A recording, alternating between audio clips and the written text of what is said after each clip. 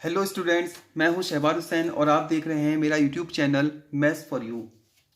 Student, आज की video से मैं क्लास 12th मैथ्स के जितने भी चैप्टर्स हैं उनमें प्रत्येक टॉपिक वाइज वीडियो बनाना स्टार्ट कर रहा हूं। सो प्लीज़, अगर आपने अभी तक चैनल को सब्सक्राइब नहीं किया है तो आप चैनल को सब्सक्राइब कर लीजिए और बेल आइकन को ज़रूर दबाइए ताकि मेरी आने वाली सभी वीडियोज़ की नोटिफिकेशन आप तक पहुँचती रहे। तो स्टूडेंट, चलते हैं हम आज के टॉपिक पर।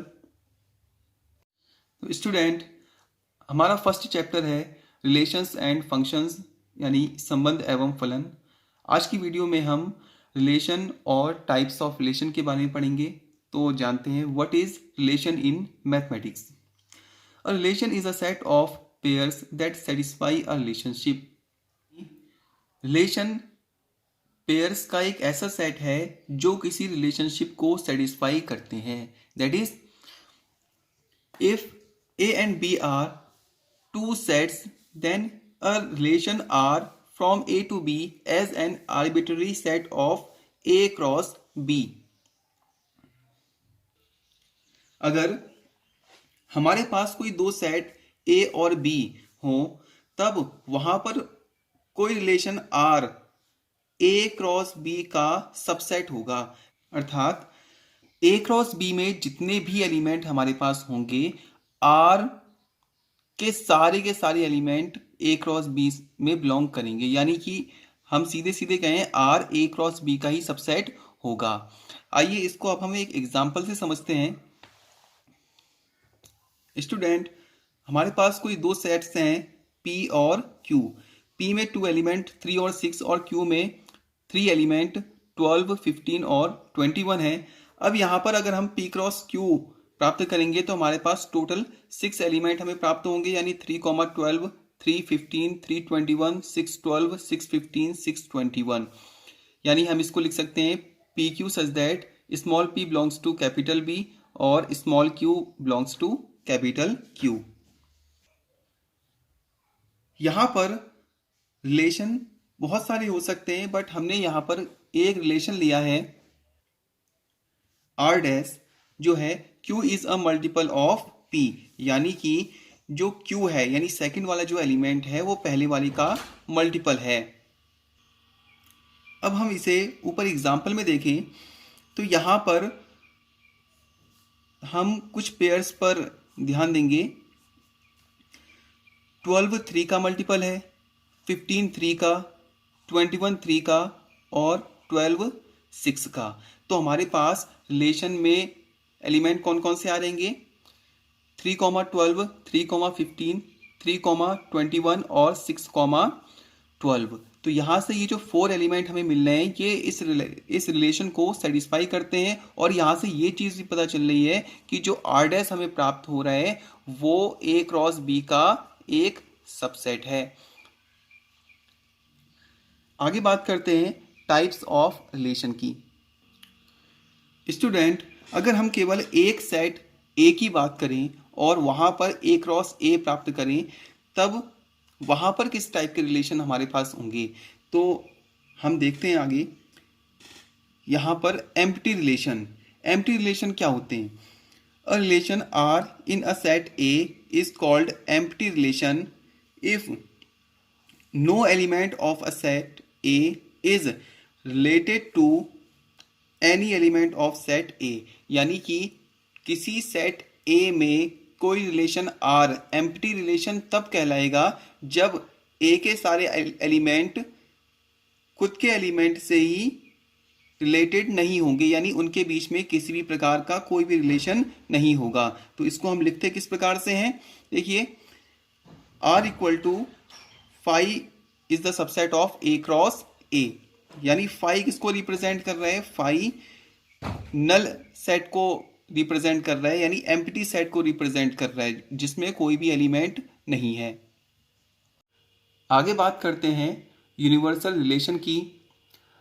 अ relation R in a set A is called a universal relation if each element of A is related to any element of A. That is R equal to A cross A. कहने का मतलब है कि अगर हमारे पास कोई set ए है तो उसमें आर यूनिवर्सल रिलेशन तब कहलाएगा जब ए का कोई एलिमेंट उसके प्रत्येक एलिमेंट के साथ रिलेटेड होगा। आगे हम बात करते हैं reflexive, symmetric and transitive relation की। तो देखते हैं रिफ्लेक्सिव, सिमेट्रिक और ट्रांजिटिव रिलेशन क्या होते हैं।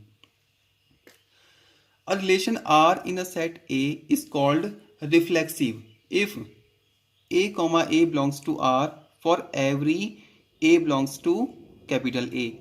कहने का मतलब यह है कि हमारे पास कोई सेट A में रिलेशन R रिफ्लेक्सिव तब कहलाएगा जब A का प्रत्येक एलिमेंट प्रत्येक के साथ एक रिलेशन में होगा। कहने का मतलब यह है कि अगर हमारे पास स्मॉल ए का कोई एलिमेंट है तो ए का ए के साथ रिलेशन होना जरूरी है, तभी हम बोलेंगे उसको रिफ्लेक्सिव, वरना वो रिफ्लेक्सिव नहीं होगा। ठीक ऐसे ही relation R is called symmetric if A1 A2 belongs to R implies that A2 A1 belongs to R।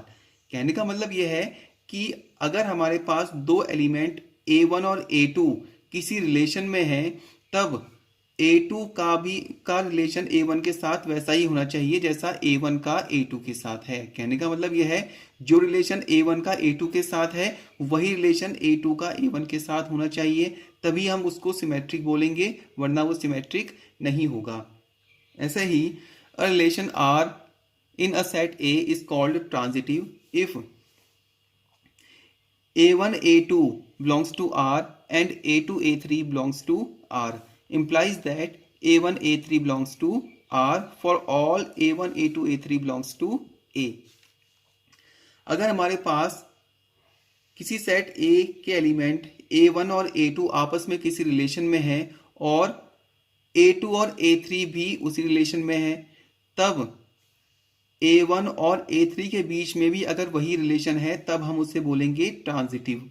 यानी A1 A2 का रिलेशन जो है वही रिलेशन A2 का A3 के साथ है, और तब A1 और A3 के बीच भी अगर वही रिलेशन है तब ऐसा रिलेशन हमारा ट्रांजिटिव रिलेशन कहलाता है। आगे बात करते हैं इक्विवेलेंस रिलेशन की, कि इक्विवेलेंस रिलेशन क्या होता है। A relation R in a set A is said to be an equivalence relation if R is reflexive, symmetric and transitive. अगर हमारे पास कोई रिलेशन रिफ्लेक्सिव भी है, सिमेट्रिक भी है और ट्रांजिटिव भी है तब हम ऐसे रिलेशन को इक्विवेलेंस रिलेशन बोलते हैं। कहने का मतलब यह है कि ये रिफ्लेक्सिव की कंडीशन को और सिमेट्रिक की कंडीशन को और ट्रांजिटिव की कंडीशन जो हमारे पास है, अगर इन तीनों की कंडीशन को फॉलो करता है तो ऐसा रिलेशन इक्विवेलेंस रिलेशन कहलाता है।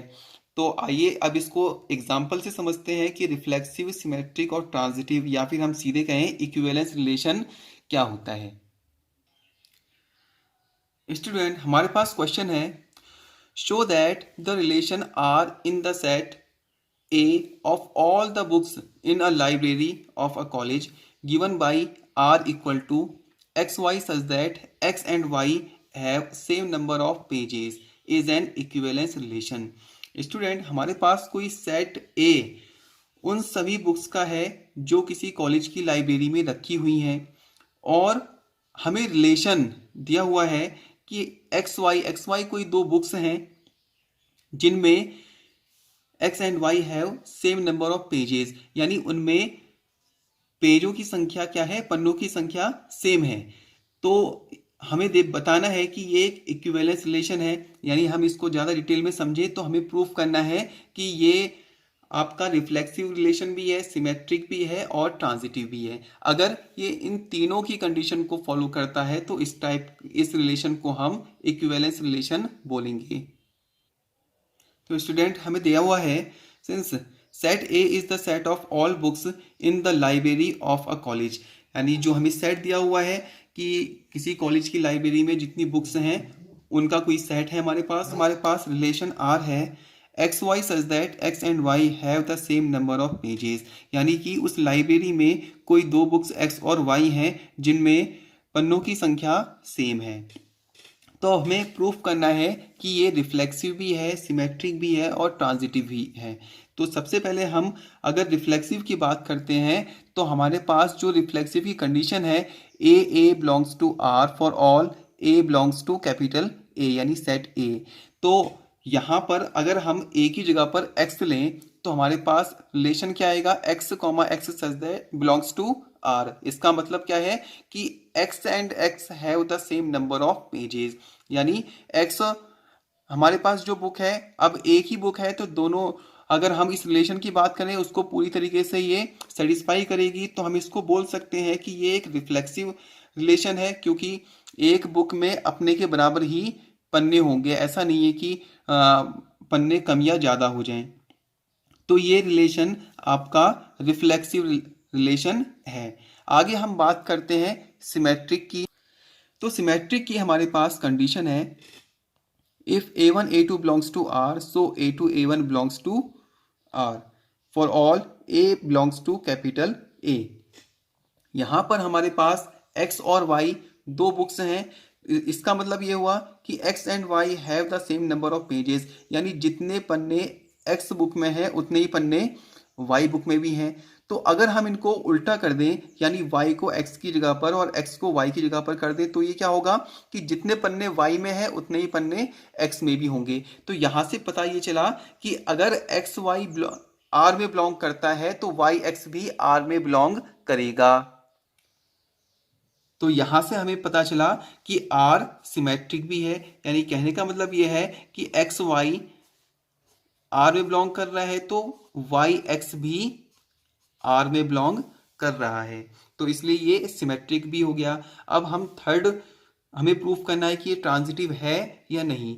तो ट्रांजिटिव के लिए हमने माना कि x और y दो बुक्स हैं और x और y में पन्नों की संख्या सेम है, और उसी प्रकार से y और z में भी पन्नों की संख्या सेम है। यानी कहने का मतलब यह है हमारे पास तीन बुक हैं x, y और z, और x में जितने पन्ने हैं उतने y में पन्ने हैं, और जितने y में पन्ने हैं उतने ही z में भी पन्ने हैं। यानी कि x and y have the same number of pages and y and z have the same number of pages.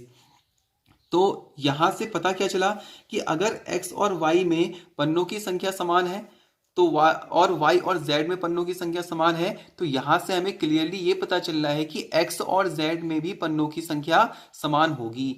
तो यहां से हमारे पास कंक्लूजन क्या निकला कि y and z have the same number of pages. यहां से हमारे पास कंक्लूजन क्या निकला, x and z have the same number of pages, that is x and z belongs to r।